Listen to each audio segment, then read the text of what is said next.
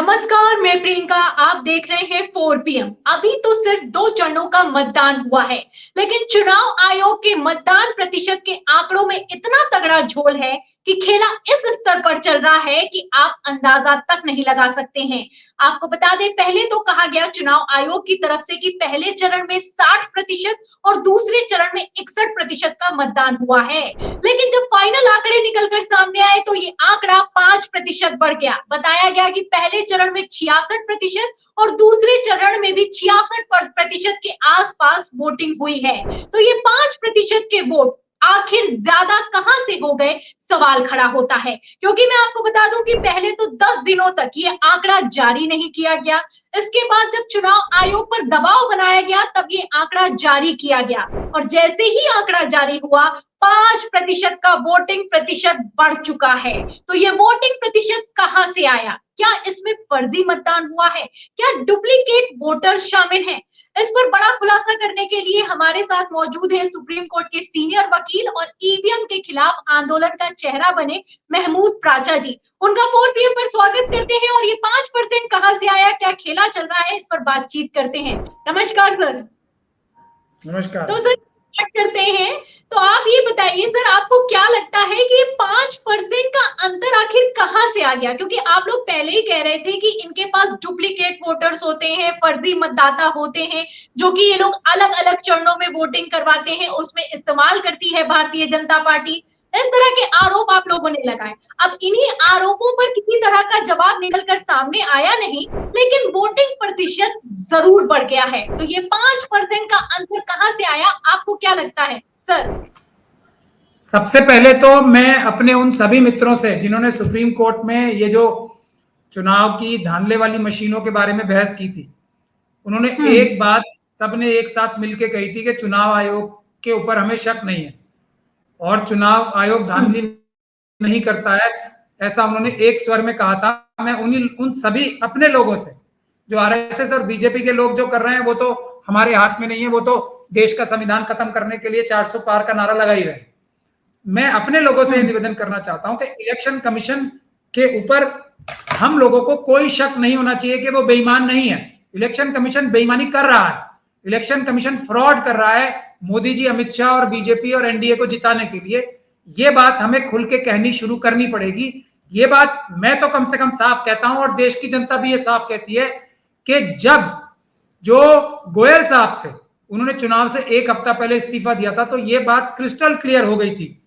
हालांकि इसके सबूत बार बार मिल रहे थे कि चुनाव आयोग जो है बेईमानी, जो चुनाव आयोग के जो ऑफिसर्स हैं वो बेईमानी कर रहे हैं मोदी जी और अमित शाह को और बीजेपी और एनडीए को जिताने के लिए। ये बात क्रिस्टल क्लियर हो गई थी और उसके बाद 2 मेंबर्स को सुप्रीम कोर्ट की गाइडलाइंस को हटा के जब बनाया गया था तब भी ये बात साफ हो गई थी कि मोदी जी और अमित शाह जी ने अपने जेब के व्यक्ति, अपने पसंदीदा व्यक्ति चुनाव आयोग बनाए हैं ताकि धांधली कराई जा सके। चुनाव आयोग ने अभी तक ये नहीं बताया कि एक कॉन्स्टिट्यूंसी में कितने वोटर हैं। ये बात तो सही है ना, एक स्टेट में कितने वोटर हैं और कितने वोट एक कॉन्स्टिट्यूंसी में टोटल हैं, बता ही नहीं रहे। पहले परसेंटेज किसका होता है? आप एक बात बताइए, परसेंटेज तो किसी नंबर का ही होता है ना, टोटल वोट्स बताएंगे जब तो परसेंटेज बताएंगे। टोटल वोट्स बताए, परसेंटेज बताना बेईमानी की तरफ साफ इशारा करता है कि बेईमानी हो रही है। अब मैं आगे चलता हूं। एक ये जो धांधली वाली मशीनें है ना, इससे चुनाव कराने के लिए 49 rule representation of people's act जो 1951 का है, उसमें एक रूल बनाया गया था 49S। वो क्या कहता है? वो ये कहता है कि जिस दिन चुनाव पूरा होगा उस दिन account of votes to be recorded, presiding officer shall, मैं आपको फिर दिखा रहा हूं आपके दर्शकों को भी, 49S। ये इस किताब में से वो ये कहता है कि account of votes to be recorded, presiding officer shall at the close of poll prepare an account of votes recorded in form 17C and enclose it in a separate cover with words account of votes recorded subscribed thereon. The presiding officer shall furnish to every polling agent present at the close of the poll a true copy of entries made in form 17C after obtaining a receipt from said polling agent, therefore and shall attest it as a true copy.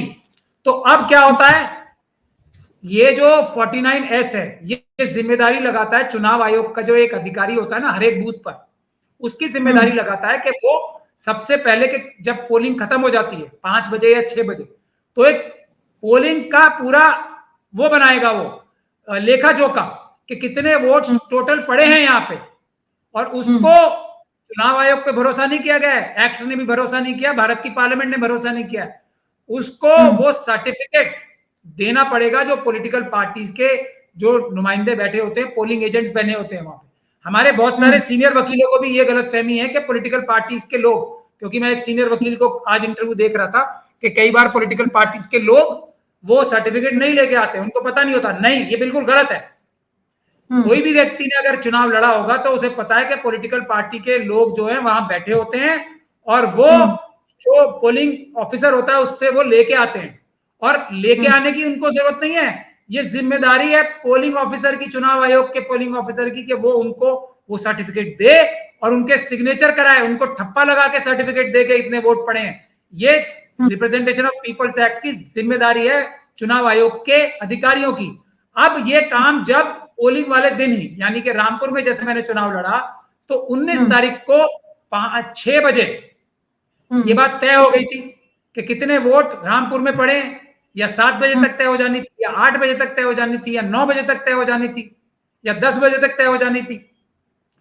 10 बजे तक तो मैंने अपनी आंखों से देखा और recording भी की है कि जो पोलिंग ऑफिसर्स थे वो एक जगह इकट्ठे हुए जहां पोलिंग मशीनें उन्हें जमा करानी थी, वहां बैठ के वो सर्टिफिकेट बना रहे थे। यानी कि ये 49S की धज्जियां उड़ा के चुनाव आयोग के अधिकारियों ने बेईमानी की, ऐसे सबूत हमने जुटाए हैं रामपुर में। तो अब जब नंबर है नहीं तो देंगे कहां से वो? उन्होंने तो गड़बड़ घोटाला ही करना है ना सारा, वोटिंग परसेंटेज कम करनी है अपने हिसाब से और फिर उसको बढ़ा देना है अपने हिसाब से, ताकि गड़बड़ घोटाला कर सके। यही तो कोई एक आम आदमी सोचेगा, वरना कानून का पालन क्यों नहीं किया? वही व्यक्ति कानून का पालन नहीं करता जो चोर होता है या बेईमानी करना चाहता है। तो इससे साफ है कि चुनाव आयोग बेईमानी करने पे आमादा है ताकि वो आरएसएस, बीजेपी और एनडीए को जिता सके, मोदी जी को जिता सके, अमित शाह जी को जिता सके, 400 पार करवा सके, क्योंकि पब्लिक वोट नहीं देगी, 40 के भी वोट नहीं देगी पब्लिक बीजेपी और आरएसएस। सर, आपने धाराएं भी बता दी, रूल बुक भी पढ़ के सुना दी, लेकिन आम आदमी जो हमारे जैसा है या फिर ये समझ लीजिए जो वोट करता है, उसको ये समझ में नहीं आ रहा है। उसको ये समझ में आ रहा है कि खबर ये निकल कर सामने आई है कि परसेंटेज पहले कम था और अब परसेंटेज बढ़ गया है। उसको ये समझ में आ रहा है कि पर पोलिंग बूथ जो वोटर्स का आंकड़ा है वो चुनाव आयोग ने अभी तक जारी नहीं किया है, जो कि 2014 और 2019 में जारी कर दिया गया था। और चुनाव आयोग के लिए चुटकियों की बात है सर, उसके पास पूरा डेटा मौजूद होता है, वो चाहे तो 1 मिनट में बता सकता है कि किस पोलिंग बूथ पर कितने वोट पड़ने वाले हैं। पहले तो आंकड़ा ये नहीं जारी किया और उसके बाद परसेंटेज का आंकड़ा बढ़ गया है, वोटिंग प्रतिशत बढ़ गया है। आपको क्या लगता है सर, ये जो 5% का डिफरेंस आया है, पहले कम था और अब ये जो बढ़ गया, ये कहां से आया? पहला सवाल। और दूसरा सवाल ये है कि एक तरफ खबरें निकलकर सामने आ रही हैं कि भारतीय जनता पार्टी इसी बात पर जोर दे रही है कि वोटिंग प्रतिशत बढ़ाओ, वोटिंग प्रतिशत बढ़ना चाहिए, इसको लेकर बीजेपी टेंशन में है, और अब एक झटके में वोटिंग प्रतिशत बढ़ जाता है। वैसे कायदे से तो बढ़ना ही चाहिए, वोट सबको देना चाहिए, लेकिन ये जो वोटिंग प्रतिशत बढ़ा है, इसमें सर दाल में कुछ काला है या फिर पूरी की पूरी दाल ही काली है? सर, काली तो नहीं कहूंगा मैं, गंदी कहूंगा, गंदी है। गंदगी थोड़ी नहीं, पूरी गंदगी वाली दाल है, और वो बिल्कुल साफ नजर आ रहा है कि हमें अंदाजा लगाने की भी जरूरत नहीं पड़ रही है।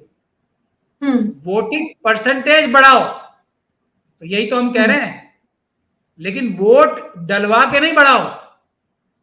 ये जो चुनाव की जो फ्रॉडुलेंट मशीनें हैं उसके माध्यम से बढ़वाओ, जनता को वोट मत डालने दो। रामपुर में और दूसरी जगहों से खबरें आ रही हैं साफ तौर पे कि लोगों के वोट कटवाए गए, खास तौर पे एससी एसटी और माइनॉरिटीज और ओबीसी के वोट कटवाए गए हैं, और उसके बाद लोगों को मारपीट की गई है। मैंने तो रामपुर में एक सीओ साहब के खिलाफ कंप्लेंट भी की थी वहां पे कि वो लोगों के जो पहचान पत्र थे छीन कर उन्हें भगा रहे थे। बीएसएफ और आईटीबीपी वोटर्स को मार मार के भगा रही थी। तो वोटिंग परसेंटेज घटाओ, जमीन पे भारतीय जनता पार्टी कर रही है, लेकिन वोटिंग परसेंटेज ये जो फ्रॉडुलेंट मशीनें हैं, धांधली की मशीनें हैं, उसके जरिए बढ़ाओ। और कैसे बढ़ाओ? एक बटन से तो बढ़ती है, यही बात तो हम कह रहे थे। और हमारे लोगों ने ये बहस ही नहीं की ठीक से वहां पे कि चुनाव आयोग बेईमान है। जब ये बहस ही नहीं करेंगे तो जीतेंगे कहां से केस? हम ये बात डंके की चोट पे कह रहे हैं कि हर सबूत इस तरफ इशारा करता है कि चुनाव आयोग के भ्रष्ट अधिकारी, जो कि सुप्रीम कोर्ट की गाइडलाइंस को धता बता के बनाए गए थे, वो BJP, RSS, NDA, Modi ji और अमित शाह जी और इनके सारे कैंडिडेट्स को जिताने के लिए हेरा फेरी कर रहे हैं। सारे सबूत उस तरफ निशानदेही कर रहे हैं। ये हमारा सीधा सीधा आरोप है और इसकी जांच होनी चाहिए। और हमें एक स्वर में सबको बोलना चाहिए कि ये धांधली भरा इलेक्शन हो रहा है, जिसमें चुनाव के सीनियर अधिकारी शामिल हैं। इसीलिए तो रातों रात मशीनों की हेराफेरी से नंबर बढ़ रहे हैं। नंबर पता ही नहीं, फिर भी बढ़ रहे हैं। पहले पता तो होने चाहिए कि कितने थे और कितने बढ़ाए, कितने पढ़े थे वो तो बताएं। नंबर नहीं बताएंगे, परसेंटेज बताएंगे। तो ये सब धांधली ही धांधली है। और इसको धांधली ना कहना मेरे ख्याल से भारत के संविधान से बेईमानी है। इसको धांधली ना कहना भारत के रिप्रेजेंटेशन ऑफ पीपल्स एक्ट से बेईमानी है। देशभक्ति नहीं है इनको बेईमान ना कहना। देशभक्त जो है इस वक्त संविधान की जो इज्जत करता है, वो चुनाव आयोग के जो भ्रष्ट अधिकारी हैं उन्हें बेईमान ही कहेगा। हाँ सर, सोचने वाली बात है। एक तरफ आपका आंकड़ा बढ़ जाता है, दूसरी तरफ अभी सिर्फ 2 चरणों का मतदान हुआ है, तब ये हाल हो चुका है। और देखने वाली बात ये है कि त्रिपुरा में जब वोटिंग होती है तो 100% से ज्यादा वोटिंग हो जाती है। पहले तो आप ये नहीं बताते कि कितने वोटर्स हैं, यानी कि परसेंटेज जारी कर दिया जाता, मगर ये नहीं बताया जाता कि कितने परसेंट पर कितना वोटर है, पहला। और दूसरा सर, यहाँ पर ये गौर करने वाली बात है कि सबसे ज्यादा शक तब गहरा हो जाता है जब 100% से ज्यादा वोटिंग हो जाती है। जितने लोग हैं उनसे ज्यादा वोटिंग हो जाती है। त्रिपुरा में कई पोलिंग बूथों पर ये हुआ कि 105% की वोटिंग हो गई, 109% की वोटिंग हो गई। ये कहां से हो रही है सर? ये वोटर्स कहां से आ रहे हैं? आपके मुताबिक क्या चल रहा है? उसकी एक बहुत खूबसूरत सफाई दी है ना। हमने तो जो अपना क्रिमिनल लॉ की प्रैक्टिस है उसमें देखा है कि कोई भी चोर होता है ना, वो कितनी भी बड़ी चोरी करके आए, उसकी कोई ना कोई सफाई जरूर देता है वो, लेकिन वो आफ्टर थॉट होती है। जो चोरी की सफाई देने की जरूरत पड़ती है जब चोरी पकड़ी जाए, तो वो बेईमानी ही मानी जाती है क्रिमिनल लॉ। पहले से अगर बताते कि 109% इसलिए पड़ गए क्योंकि जो वहां के जो अधिकारी थे उन्होंने वोट वहां डाल दिए अपने पोलिंग बूथ में, 9% 10%। अब आप मुझे ये बताइए कि पूरे देश में जो चुनाव में वोटिंग हो रही है कितने परसेंट हो रही है? एक चीज और सर पूछना चाहूंगी कि ऐसा ही नहीं होता है कि 100% लोग वोट डाल दें, कि कोई बीमार होता है, कोई प्रदेश से बाहर गया होता है। मैं वही बता रहा था। अगर मान लीजिए कि किसी ने आके डाल भी दिया तो इतना परसेंटेज बढ़ गया कि 9% बढ़ गया। मैं उसी पे आ रहा हूँ। पूरे देश में पहले 60% था, फिर 66% हो गया। 66 और 100 में कितना परसेंट का फर्क होता है? 34। और 34 और 9 में 9 और जोड़ लिया जाए तो कितना परसेंट होता है? 34 में 9 जोड़ा है 43% के करीब हो जाएगा। तो ऑलमोस्ट आप समझ लीजिए 45% के करीब वोट जो है वो एक्स्ट्रा पड़ गए, वहां के अधिकारियों ने डाल दिए। ये चुनाव आयोग ने एक्सप्लेनेशन दी है। तो अब ये फिर मैं इसीलिए तो एग्जांपल दे रहा हूं, जब हम जो क्रिमिनल लॉ की प्रैक्टिस करते हैं, जो बेईमान लोग होते हैं, चोर होते हैं, सर अधिकारियों का वहां पर वोट था, जो अधिकारी गए वो जो हाँ वही तो वो उसका जस्टिफिकेशन दिया है चुनाव आयोग ने बाद में कि हम बड़े साफ सुथरे हैं। 109%, 105% ऐसे हो गए क्योंकि जो अधिकारी थे उसी क्षेत्र के, उन्होंने उस बूथ में वोट डाल दिया जिनकी पोस्टिंग वहां थी। तो अब बताइए, इसीलिए मैं बता रहा हूं ना, 43% तो अधिकारी थे वहां पे जो पोस्टेड थे उस बूथ में, जिन बूथों में 100% से ज्यादा वोट पड़े हैं। तो अब ये तो इन्वेस्टिगेशन का विषय होगा ना, लेकिन जो प्रथम दृष्टया प्राइमा फेशिया ही नजर आता है वो तो बेईमानी ही बेईमानी नजर आती है ना। इसीलिए मैं कह रहा हूं, कोई भी व्यक्ति जो चुनाव आयोग के अधिकारियों को, जो बेईमान अधिकारी हैं, उनको बेईमान नहीं कह रहा है, वो देश के साथ वफादारी नहीं कर रहा है, संविधान के साथ वफादारी नहीं कर रहा है। और मैं अपने सभी मित्रों को कहूंगा कि जिस तरीके से एक आवाज में उन्होंने सुप्रीम कोर्ट के सामने ये कहा था कि चुनाव आयोग बेईमान नहीं है, अब तो कम से कम एक आवाज में ये साथ होके हमारे साथ आए, प्रेस कॉन्फ्रेंस करके बोले चुनाव आयोग के अधिकारी जो भ्रष्ट है, वो बेईमान है, वो चोर हैं, और वो मोदी जी और अमित शाह को जिताने के लिए, आरएसएस और बीजेपी एनडीए को जिताने के लिए बेईमानी कर रहे हैं, घपला कर रहे हैं, घोटाला कर रहे हैं, हर प्रकार का घोटाला कर रहे हैं। ये बोलना पड़ेगा उन्हें अगर वो देशभक्त हैं तो। सर सोचने वाली बात है, एक वीडियो और वायरल हुआ, आपने पहले जब ये आंदोलन शुरू ही किया था ईवीएम के खिलाफ, तभी आपने कहा कि चुनाव आयोग मुझे एक ईवीएम दे दे और मैं बता दूंगा कि एक के 100 वोट कैसे होते हैं, ठीक है ना।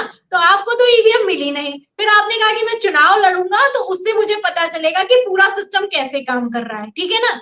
अब सर एक वीडियो वायरल हुई है, वीडियो आप देख सकते हैं, ये असम का वीडियो है और इसमें दावा ये किया जा रहा है कि ये असम का वीडियो और पोलिंग एजेंट एक बार नहीं कई बार लगातार भारतीय जनता पार्टी को वोट देता हुआ नजर आ रहा है। बटन कमल का दबाता है, पर्ची भी कमल की निकलती है। चलिए मान भी लिया जाए कि ये वीडियो जो है वो फर्जी हो सकता है, लेकिन जो उसमें ईवीएम दिखाई दे रही है वो असली है। वो हर एक आम आदमी के हाथ में तो आ ही नहीं जाती है, ये तो आप अच्छे से समझते हैं। तो क्या चल रहा है सर, इस वीडियो के बाद क्या कहेंगे? मैं कुछ नहीं कहूंगा, वो जवाब उसका वो आ जाएगा कि ये मॉक पोल था। मैं तो इनकी सभी चोरियां जानता हूं ना, और जो मैं सबूत लेके आया हूं, इसीलिए रंगे हाथों पकड़ने के लिए मैंने चुनाव भी इसीलिए लड़ा था। मेन वजह यही थी चुनाव लड़ने की कि मैं रंगे हाथों पकड़ सकूं, क्योंकि ईवीएम की मशीन कहां मिल सकती है हाथ में, एक कैंडिडेट को मिल सकती है। और इसीलिए मैंने चुनाव लड़ा था, और मैं तो सबूतों के साथ, उसका तो एक्सप्लेनेशन भी नहीं दे पाएगा चुनाव आयोग जो मैं सबूत लाया हूं। और मैं 8 या 9 तारीख को प्रेस कॉन्फ्रेंस करके वो सारी वीडियो दिखाने वाला हूं, अभी आने वाली 8 तारीख को। और उसके बाद 11 तारीख को हम बड़ा प्रोटेस्ट करने वाले हैं इलेक्शन कमीशन के खिलाफ। और उसमें मैं गुजारिश कर रहा हूं हमारे सारे मित्रों से जिन्होंने चुनाव आयोग को क्लीन चिट दी थी सुप्रीम कोर्ट में, वो आए हमारे साथ और बोले एक स्वर में, जैसे वहां बोला था कि चुनाव आयोग ईमानदार है, अब एक स्वर में बोले कि चुनाव आयोग बेईमान है और बेईमान के अलावा कुछ नहीं है। खास तौर पे ये 3 बड़े अधिकारी और इनके जितने भी अधिकारियों से चुनाव करवा रहे हैं, वो इनके इशारे पे बेईमानी ही कर रहे हैं। ये बोलना पड़ेगा हमें, और मैं सारे सबूत दिखाऊंगा, रामपुर के तो सबूत दिखाऊंगा ही 8 तारीख की प्रेस कॉन्फ्रेंस करके। जी सर, बहुत बहुत शुक्रिया सर जो आपने जानकारी दी। और सबसे बड़ी बात यहाँ पर ये गौर करने वाली है कि आपने आखिरी दम तक हार नहीं मानी है। 2 चरण का मतदान हो चुका है, 8 तारीख को आप फिर से प्रोटेस्ट करने वाले हैं, तब तक 3 चरण का मतदान हो चुका होगा। लेकिन फिर भी आप कह रहे हैं कि 8 को भी मैं प्रोटेस्ट करूंगा, 11 को भी प्रोटेस्ट करूंगा, और पहले आपने कहा कि चुनाव टालने के नहीं टलेगा तो मैं सड़क पर आऊंगा, और आप सड़क पर दिखाई दे रहे हैं। फिलहाल क्या आपके पास सबूत है, उसका हमें भी इंतजार रहेगा और हम भी दिखाएंगे। बहुत बहुत शुक्रिया सर, बहुत बहुत धन्यवाद। तो ये थे हमारे साथ में महमूद प्राचा जी, जिनका कहना है कि चुनाव आयोग बेईमान है। एक स्वर में कहना होगा कि चुनाव आयोग बेईमान है। फिलहाल चुनाव आयोग को लेकर हम तो कुछ नहीं आधिकारिक तौर पर कह सकते, लेकिन जो खबरें निकलकर सामने आ रही हैं उसको लेकर सवाल तो चुनाव आयोग से कर ही सकते हैं, और चुनाव आयोग को कायदे से जवाब भी देना चाहिए। लेकिन ये वो चुनाव आयोग है जो कि जवाब देने से तो छोड़िए, दूर दूर की बात है, प्रधानमंत्री नरेंद्र मोदी के बयानों पर एक्शन लेने तक से डरता है। ये हाल हो चुका है। ये चुनाव चल रहा है या फिर कि मजाक चल रहा है, सवाल खड़ा होता है। जिन जिन सीटों पर भारतीय जनता पार्टी फंसती हुई नजर आ रही है, उत्तर प्रदेश में हालत खराब है। अगर बात की जाए नॉर्थ ईस्ट की, तो वहां पर हालत खराब है। वहां पर वोटिंग परसेंटेज बढ़ा है, और ये वोटिंग परसेंटेज बढ़ा है या फिर कि बढ़ाया गया है, ये अपने आप में सबसे बड़ा सवाल है। और इन्हीं सवालों के जवाब में महमूद प्राचा जी का कहना है कि ये परसेंटेज बढ़ा है और डुप्लीकेट और फर्जी वोट डलवाए गए हैं। तो फिलहाल आप देख सकते हैं कि किस तरीके से चुनाव आयोग फंसता हुआ नजर आ रहा है, और चुनाव आयोग कोई जवाब देने के लिए तैयार नहीं है। फिलहाल चुनाव आयोग क्यों नहीं जवाब दे रहा है, और महमूद प्राचा ने जो जवाब दिए हैं उस पर आप क्या सोचते हैं, हमें कमेंट बॉक्स में जरूर लिखें। वीडियो को ज्यादा से ज्यादा शेयर करें ताकि सच्चाई दूसरों तक पहुंच सके। हमारे चैनल को लाइक करें, सब्सक्राइब करें, ज्वाइन करें। फिर मिलते हैं अगली खबर के साथ, तब तक के लिए धन्यवाद।